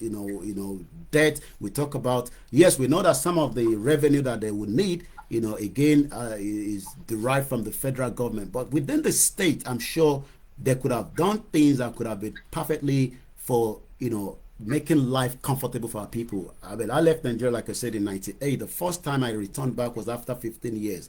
I was shocked to my bone marrow when I saw how Aguda Surulere has become of, and 2015 down the line, I was listening to, a particular video. I don't want to mention the name of the person that says that if you have a pregnant woman that is 7 months, don't take her straight to Ogunlola because the baby might come down before 3 months of the pregnancy. We have seen that things have been improved, maybe in some state like Lagos State, but it's still, again, a lot of work needs to be done to make the life of our people very, very meaningful. And when I say the diaspora that come home, please do not think it's the diaspora that drives in the Uber and car. I travel on Okada all the way from Alimosho to Victoria Island because I want to experience what many Nigerians are experiencing. I go to Songo. I visit all those places just even before the agitation of the Yoruba Nation started. Okay, let me go to Barrister. Barrister? Yes, thank you very much, Soba. Now, Olayomi, and which is on the 13th of April 2024, the peace of Oyo State, particularly Ibadan, and the Secretariat was rudely awakened by a group which referred to itself as the sovereign Republic of Yoruba Nation, Oodua Republic. The case is presently in court, so it is sub judice. I am involved in that case, representing some of the defendants. Now, my question is this. Is your group aligned with this group that is alleged to have wanted or intended to take over the government of Oyo State? That's one. Secondly, it appears there are other splinter groups within this agitation. Can you tell us your relationship, if any, with this particular group that is currently facing trial in the High Court of Oyo State, and other groups that owe allegiance to this idea of an Oodua Republic? Baba Akitoye, Professor Adebanja Akitoye, and Dr. Chief Sunday Igboho, and I can be very, very clear on that, has no reason to say that they have nothing to do with what occurred in Ibadan on that particular day that you just mentioned, the 13th of April, when some individuals known as Dupe Onitiri, putting herself as the former wife of the late Chief M.K. Abiola, decided to do what we called a coup d'etat to take the secretariat, with men dressed in camouflage and rifles. I'm sure, as we speak right now, the federal government has not declared her wanted. That means, with the information that we have, and I'm not trying to, bring this particular government down, that she's working for the current administration. So Dupe Onitiri, came into, the movement, just around just after Dr. Chief Sunday Igboho was detained in Benin Republic. We thought that she was part of, one at many, the Yoruba elite and Yoruba that believe in our cause. Many do not believe. We don't have issues with them. But after we realized that, she has, exactly the same tone like the politicians and intelligence were telling us that we need to move away from her, we decided to come out. I did an interview with her on the Star Radio UK. We brought her on the Yoruba World Media. We were engaging her. She even told us that, the 5 million petition will give us Yoruba Nation and all that. Again, like I said, we came out under the leadership of Professor Akitoye and made it known that we have no more relationship with her. She also came out to say that, Baba Akitoye and Igboho has nothing to do with her, and she was running her own cause. As I speak to you right now, she has a media group that are still saying that they have a country declared already. I'm not sure where part of the Yoruba land has been declared, because I'm sure you are still in Nigeria, spending the naira and also having the police station that is in Nigeria and all that. But again, what we saw, we were not even aware that they were going to attack Ibadan. We all woke up, but that is not the first time they've attacked Ibadan. They attacked Amuludun radio station. I'm sure, Barrister Yemi knows that. Probably you heard about it, that they attacked it. The government did nothing. As I speak to you right now, what has been the offense of Dr. Chief Sunday Igboho to have been declared wanted by the federal government? Why has President Bola Ahmed Tinubu till today, and even the Oyo State Governor, Seyi Makinde, put it out there on the international forum, because Igboho was stopped in Benin Republic after, his name was put there, by the federal government of the DSS at the time. How come Dr. Onitiri, name is not out there as a declared person? Because what she has done, I'm sure most of us, you're defending some of them, like you said. She has run away. Nobody knows where she is right now. And she's still a wanted. But I'm sure it seems that the federal government is playing what exactly they wanted to do to disrupt the original movement under Professor Akitoye leadership. And we knew that because they were a little bit worried. We were all preparing for the rally in 2021, July 3rd. And 72 hours, Chief Igboho's house was attacked.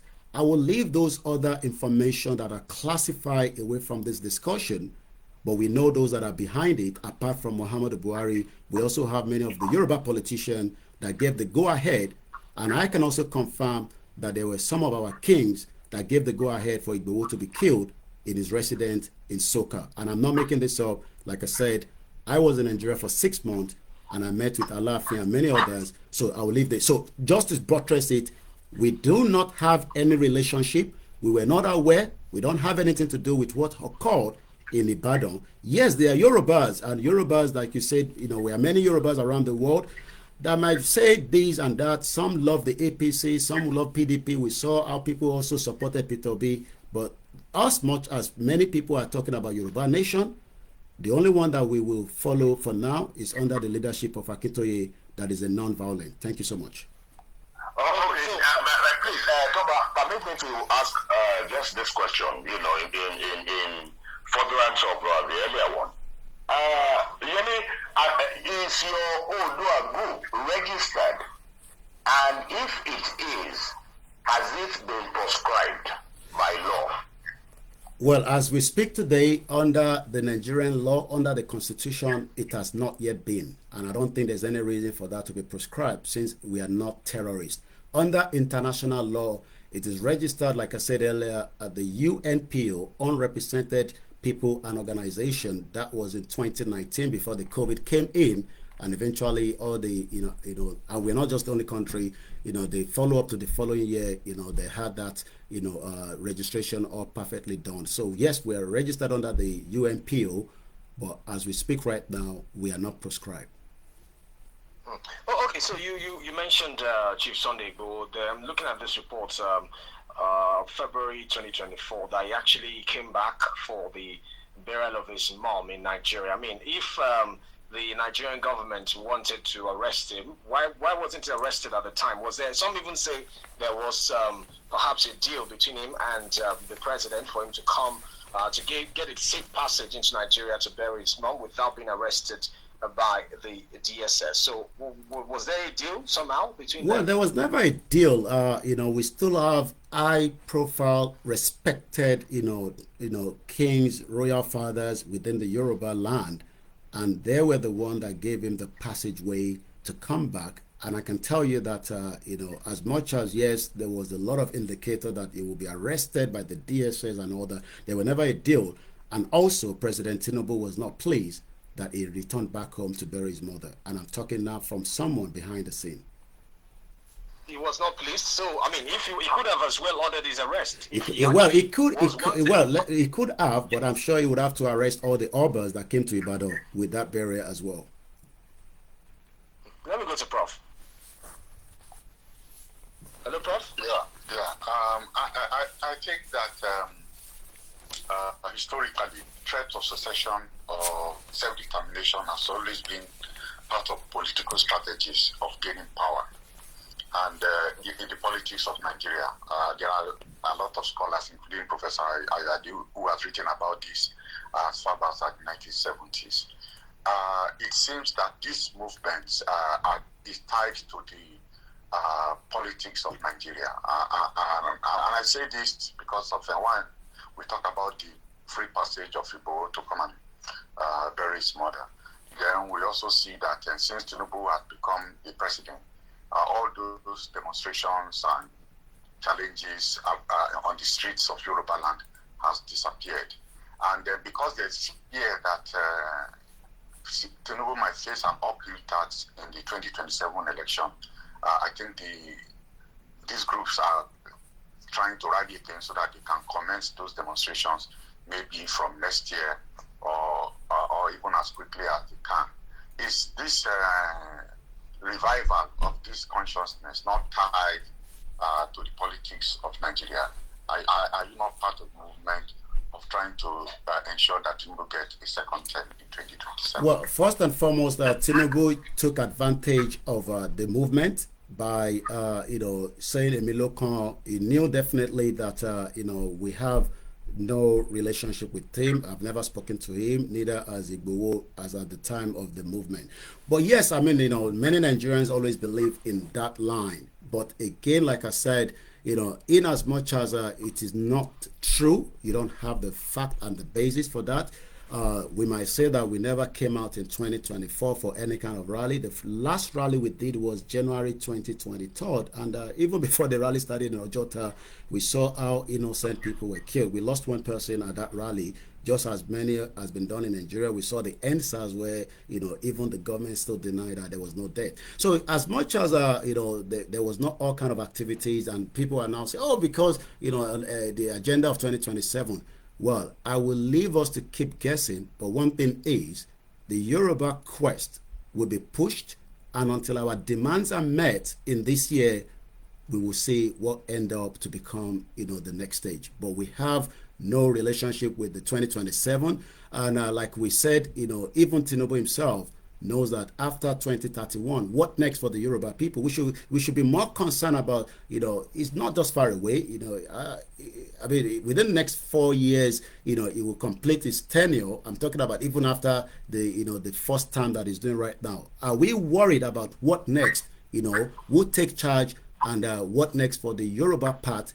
As much as we must hold our representative accountable, I have stated that clearly from the time I returned back in 2015. And even as we speak and ask for Yoruba Nation, we are still demanding adequate welfareism as people enjoy. I'm sure, Professor and Barrister, I'm sure you enjoy, the Western region. Why are people not enjoying the same thing, in today's, political realm? Is because, they want to keep our people in abject poverty and continue to beg for what is their own. And until we do that, so we have no relationship with the 2027. And I'm being, factual and honest here. If you're going to talk about this movement, you're going to have to pick me as the first 10, because I know what is in and out of it. So, but again, I'm not here to start, telling people that this is what you need to believe or not. But the quest for Yoruba Nation agenda has nothing to do with Tinubu's agenda. Tinubu has always wanted to be a president as far back as 2006. So yes, he took advantage by telling the North from his own end that, look, if you don't allow me to become the president and blah, blah, blah, people that are agitating, I might support them. But he never support us, and he will never support us. And no donation or any kind of assistance has ever come through from himself personally or through a proxy. I'm just wondering what is driving your optimism that having a separate country will just make all the problems go away, I'm wondering where the leaders of this separate country will come from. When they come from these same people who currently are the inhabitants or indigents or residents, if you like, of the so-called Yoruba nation that is within Nigeria, and it's going to be the ones that would be the leaders of this new country. And if you've seen the example of, I think Prof mentioned it earlier, South Sudan, Eritrea, and the likes, what is driving your optimism again that, having a separate country is like the magic wand or the silver bullet that will make all these issues go away just like that? Well, first and foremost, there's a particular, the good news part to prosperity, in our Orilede Yoruba by Professor Adebanjo Akitoye. Quite a lot of the content, we are a nation with proud root and proud history, and I'm talking about the opposite of what Nigeria, and those are you talked about who are going to be the leaders. You are the leader, many Yoruba people are the leader. When I came here in 1998, the structure continued to change to amend that, criminals are being detected and all that. But in Nigeria, we have people that are, that have committed all kind of offenses as drug, crime around the world. They've come back home and they've become, our leaders.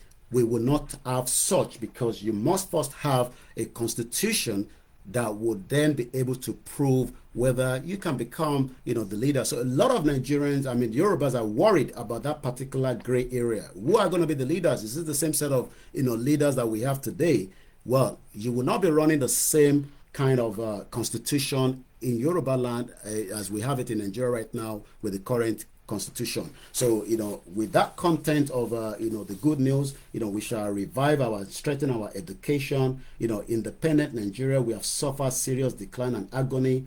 The first and foremost in our Orilede Yoruba, we shall seriously revive our national character. Our youth development, Tinubu was talking about the youth confab. What has happened to all the confab that I've done in the past? It has been abandoned. Jonathan thought he was coming back to get things done with the last confab. That never happened. We shall clean up our politics, you know. We have a political system right now that are not working and is never going to work. We shall take creative steps about political parties. We shall make our election quality. I voted in UK. I've done so. I have my political party that I support. I'm not intimidated at the polling unit. I'm not being attacked. You know, we saw all this happening. Again, we shall achieve a corruption-free public service. You know, I believe at the beginning of this conversation, we talked about corruption in Nigeria political life, and I'm going to come back to you in the studio quickly. In Nigerian political life, the elected public officials often regard and hold his elective office as his personal property. This is not going to happen in the formation of a new country. Yes, we can have our differences in that country, but I would rather have that as being having it between Hausa, Igbo, and the rest of the ethnic groups in Nigeria today. Because those leaders won't fall from the sky. They're still going to come from within the society. But anyway, as we wrap up, Prof and Barrister, let me start with Prof. Your final round of comment and question as we wrap up. Well, I think that you have admitted the naturality of diversity, and we can't run away from it. Even when we have the Yoruba nation, we still have to deal with the diversity, because once Nigeria is removed, these differences looms very large. Are you thinking about the unitary system or the Federation of Yoruba states? Well, you know, that will be whatever system we're going to be using will be decided by every single one of us, because the current one that we're using in Nigeria was not decided by every one of us. And I'm sure most of you as well will be part of it, in as much as I understand that you're still in Nigeria right now, but there will be a lot of work for every one of us in the future Oduduwa country, Yoruba country, or Yoruba nation. Okay, Barrister, your final round of questions as we wrap up. Yes, thank you very much. Yomi, I want to go back to the answer you gave, you know, concerning your relationship with Tinubu and his government. Preparatory to the 2023 elections, we read write-ups from Professor Akintoye, you know, supporting Tinubu. What has changed? First and foremost, Tinubu has every right as a citizen of Nigeria, and I believe, you know, far better than you know, the one that doesn't have certificate, and I'm not scared to mention them, but let me just leave it like that.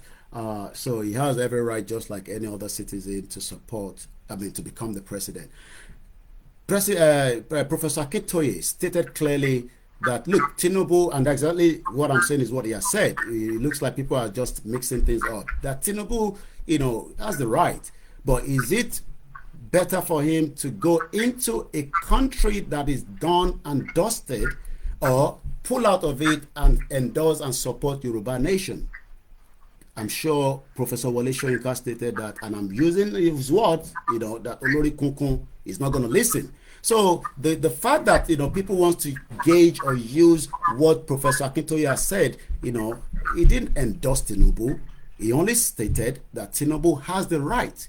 And that right is what he's enjoying right now, because people, whether it was a vote that came through illegitimately or rigged of the election, I don't know, but we all know what happened and played out in 2023. But please, I don't want anyone listening to me today to always have the notion that Professor Akintoye told Yoruba people to endorse and vote for Tinubu, because that was not exactly what happened. And neither did Igboho said the same thing. And as a spokesman for Igboho, like I said, we do not have any relationship with Tinubu as at now, as at the beginning, and there's nothing shady about it. I have stated it clearly as part of the, you know, the core member of this movement, that you know, the Yoruba people will do it without the politician, but we hope that they will listen before it becomes the other way around. Okay, so Mr. OLAYOMI KOIKI, thank you so much. Just before you go, what's your next line of action? You've written the president once, you sent him a reminder, you wrote former President Buhari, there was no response as well. So what's your next line of action as a group?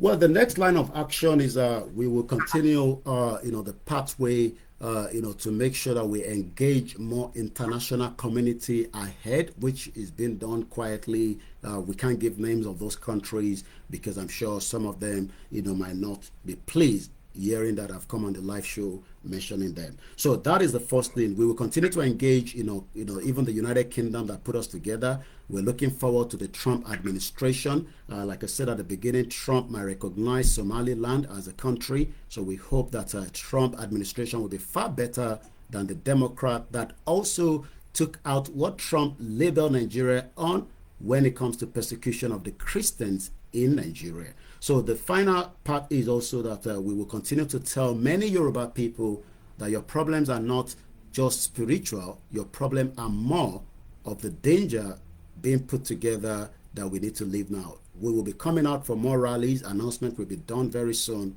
and we hope that there will be more engagement like this, because I'm sure this engagement has been very peaceful.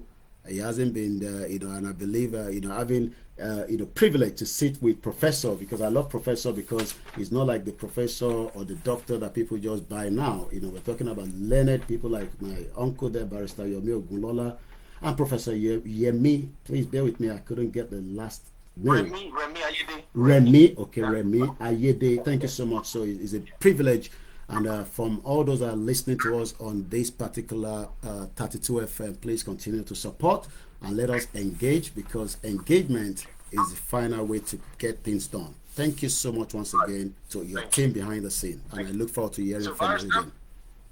Barrister, your final thoughts with our guest and Prof as we say goodbye. Yes, Yemi, we love to do something on our program for our guests. We believe in the power of laughter as a therapy. So let me see if I can get you laughing.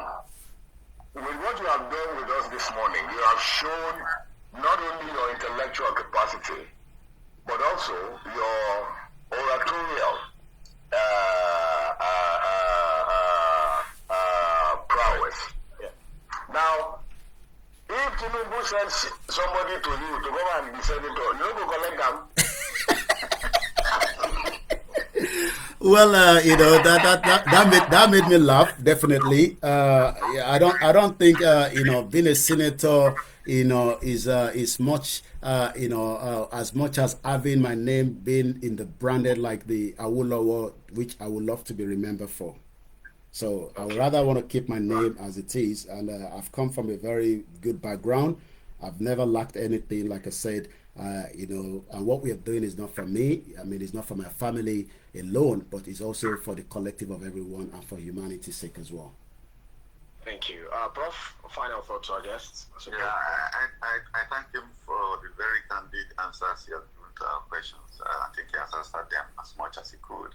And I'm happy that he has mentioned Awolowo, because one of the very outstanding things about Awolowo was that he was not just concerned about the Yoruba, he was concerned about every part of Nigeria, including, the wretched of the earth in the north. He has always thought that Nigeria cannot move forward without carrying or without transforming the common man in the north, uplifting their conditions.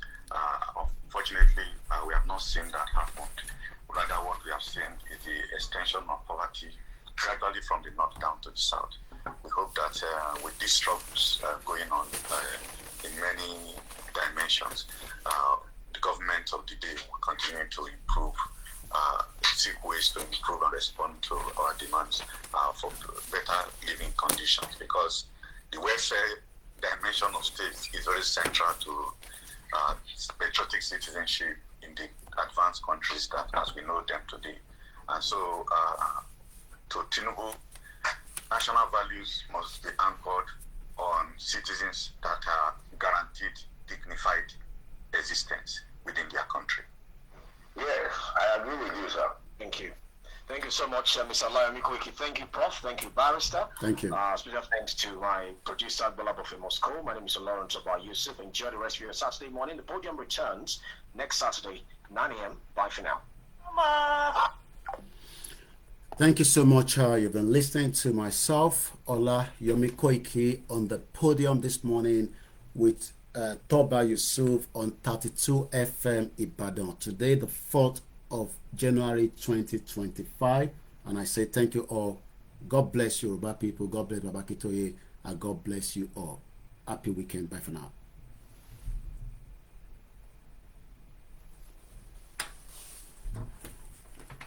For many few seconds, can you end with the broadcast?